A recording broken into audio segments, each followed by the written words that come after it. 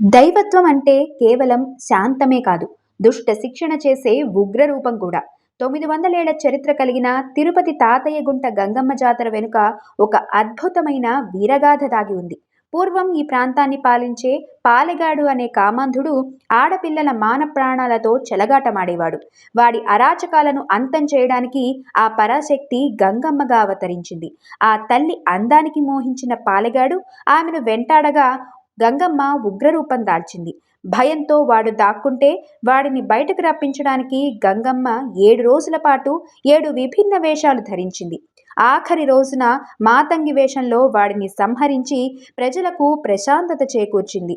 అందుకే నేటికి పురుషులు స్త్రీ వేషాలు వేసి ఆనాటి పద్ధతిలోనే పాలెగాడిని తిడుతూ గంగమ్మను శాంతింపజేస్తారు.